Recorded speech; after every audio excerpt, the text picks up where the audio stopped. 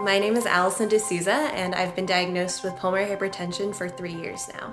So basically, I was a senior in high school, and I thought that I was that lazy, overweight, out of shape teenager. After a while, my biology teacher said something about how people with heart murmurs would have difficulty walking to their cars.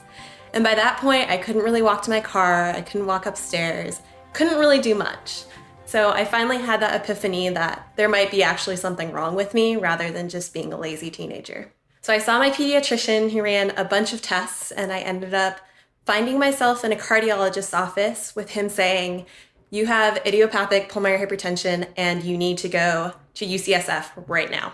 At that moment, I asked him, "Can I go to my English presentation that I have in like an hour and then go to UCSF?" And we agreed on that, and I ended up spending quite a few days at UCSF and started on the medication treatment that I am pretty much on right now. So I was a senior in high school, and it was February. So February is kind of the time where seniors aren't doing a lot of work. They're kind of just getting ready for those AP exams and just ready to be done and going to college. So while in the ICU, I found out that I got into Cal Poly SLO. That was kind of my goal. I wanted to go there despite this diagnosis.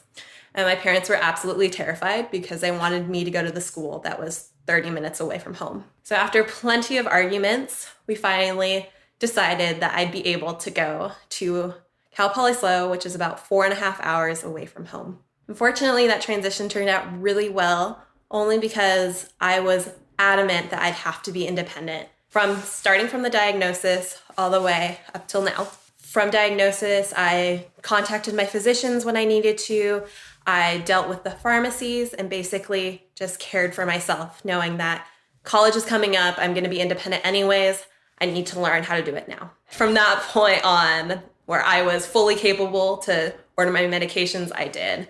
I kind of wanted to prove something that this diagnosis wasn't going to be the rest of my life. I wanted to continue to follow my dreams. While I was at Cal Poly SLO, I was a biology major, thinking that I wanted to be either pre-med or pre-nursing.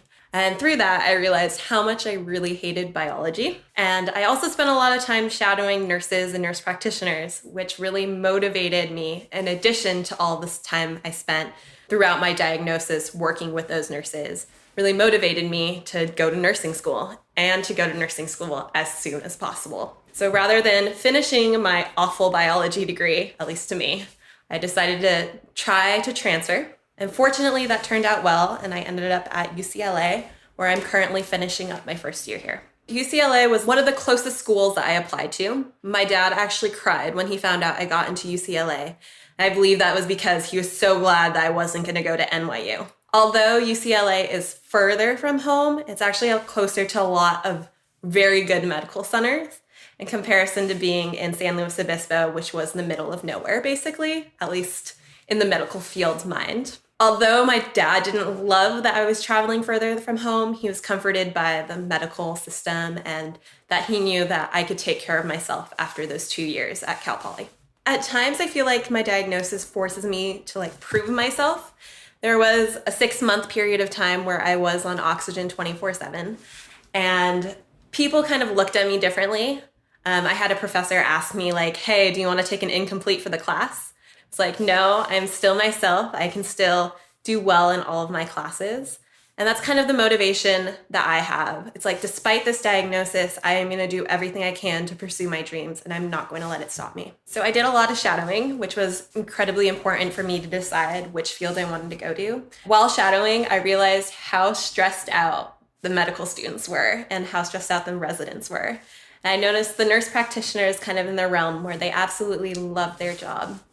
And I also noticed that throughout my diagnosis and following up with the doctors and nurses, the nurse practitioners really played a major role in my care. And I thought, okay, I want to be that person who's always with the patients and always interacting with them. I feel like it definitely will add to me being a better nurse, because even in my nursing classes, I have such an amazing perspective that many of my other fellow students do not have.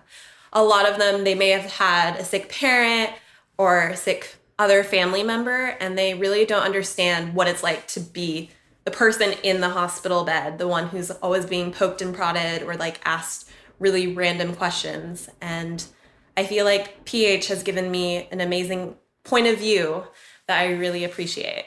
Some of my main advice for pursuing higher education and pursuing jobs while dealing with this pulmonary hypertension diagnosis is 1, follow your dreams. Don't let PH stop you. Secondly, I would say that independence is absolutely key. Moving away to college is a difficult transition for any student, but if you're not prepared with dealing with your pulmonary hypertension on a daily basis, that would make the transition even more difficult than it would for other students. Most of the time, professors are extremely understanding and want to help you succeed. I've definitely had many professors who are crucial to where I am today.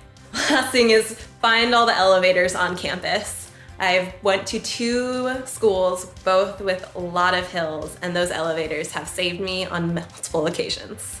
Talk to the disability office on your campus because oftentimes they think of things that you don't think of, like possibly having someone drive you to your classes or having extra time on your exams. And another thing with talking to professors, my line is, I really hope I don't have to use this in the future, but I would rather tell you now than beg for forgiveness later. My name is Allison Dsouza, and I'm aware that I'm rare.